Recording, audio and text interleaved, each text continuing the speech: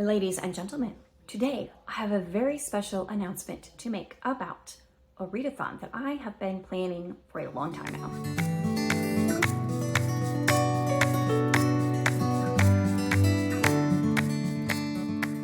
The readathon that I have been planning, it's just been germinating in my mind for at least a year, and that is the Prairie Trail Readathon.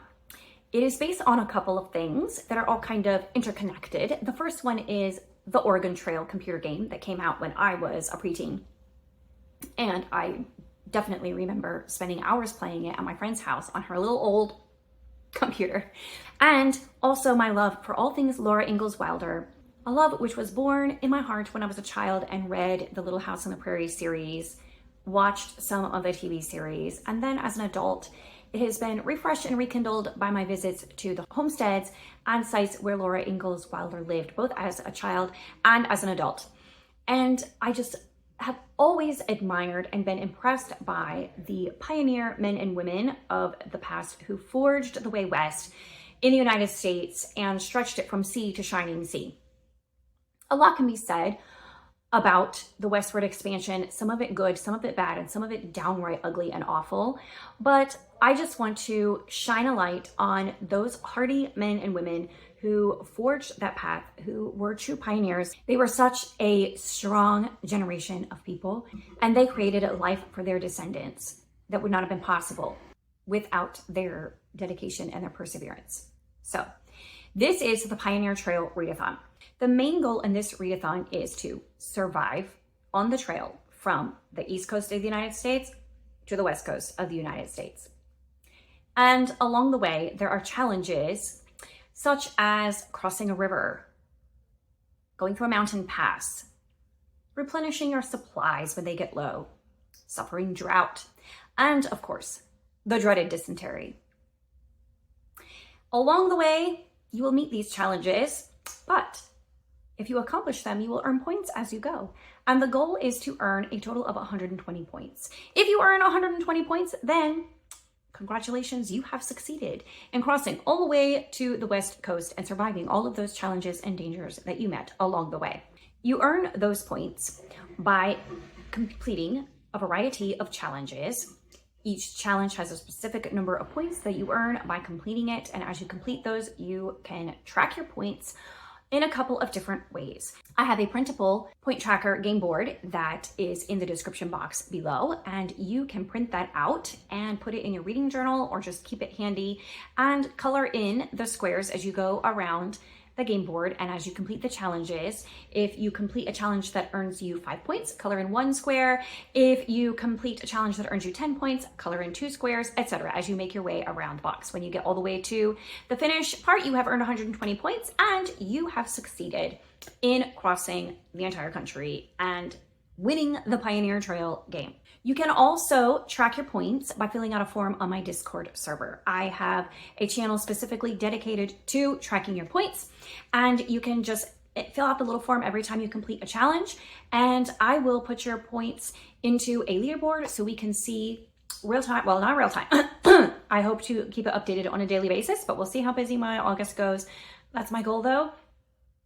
I will keep track of the points so we can see how everyone is doing on earning their points and provide a little bit of competition and see who can make it to the West Coast first. So that will all be in my Discord server. If you have not joined my Discord server yet, you can always find the link in my description box. We have a lot of fun there. We talk about a variety of things, whatever challenges I have going on, or just whatever we're reading and generally speaking, or anything in the reading world that is of interest to us. Head on over there and check it out and join if you are interested. And you do not have to submit your points to me. That's just if you want to be a part of the competition aspect of it. But if you just want to print the little tracker for yourself and keep it in your journal and track for yourself the challenges as you complete them, that is perfectly fine too. However you want to do it, however competitive you are, you can do it the way you want to do it. And now for the challenges. There is one primary challenge that you must complete in order to participate in this readathon. If you complete this challenge, then you get 30 points. And all of the other points that you get on top of that are gravy. You can add to them to get up to your 120. If you do not complete this challenge, then none of the other points you earn count. So You have to do this one in order to participate in the challenge. And once you have completed this challenge, or as long as you complete this challenge at some point during the course of the month, then you can also earn as many other points as you want, up to 120. So what challenge is that?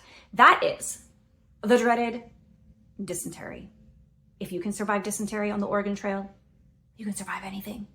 So that is why this challenge is to read a book, a novel, a fictional book about the westward expansion, about the Oregon Trail, about pioneer life, any of those related topics. In order to qualify for this prompt, the book should be set between the years of 1780 and 1880, which may seem fairly arbitrary and is to a certain extent. It does cover the time period in which the vast majority of the westward expansion in the United States happened.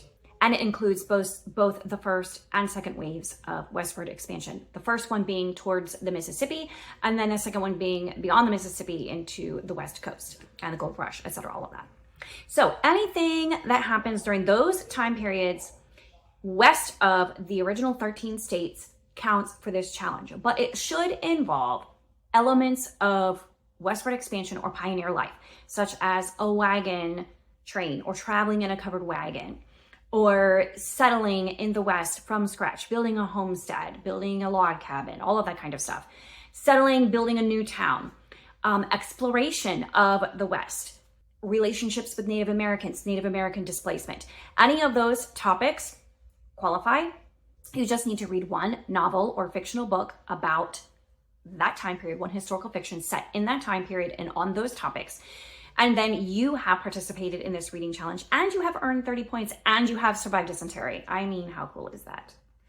And beyond that, all of these other challenges are just extra. And you can do as many of that as you want. Every time you read a book set in that time period and on those topics earns you 30 points. So 4 of those and you have won the game. Another challenge is the Mountain Pass. Read a nonfiction book about pioneer life. So again, on any of the same topics with any of the same time frame, but this time nonfiction. Now this one is not a requirement for playing or participating in the game. Nonfiction is takes a little bit longer to read. Not everybody has time for it or interest in it, but the fact of that means that you get 35 points. It is the highest point earning opportunity on this readathon. So I say go for it. The next challenge is hunting. Did you ever do the hunting in the Oregon Trail game? I was just playing the Oregon Trail game the other day to refresh my memory, and I don't remember the hunting from before, but I was not very good at that. But I did manage to hunt down a bear or two and keep my family fed until we all died. Anyways, hunting. You need to find a book by a new to you author. Now, the rest of these challenges do not have to be related to this time period or this topic. They can be any books. So you're not confining yourself to this topic or this subject for the entire month of August. You really only have to read one book on the subject. All of the rest of these point earning opportunities are just books you would read anyway, just some various categories and prompts to go by. So hunting, a new to you author, and that will get you 15 points. The next one is Drought.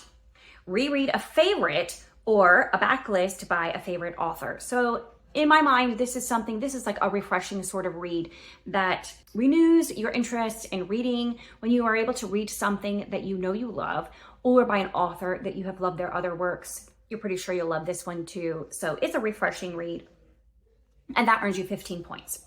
And then Wagon Train. Finish a series, and that also earns you 15 points. And I don't think that needs a great deal of explanation.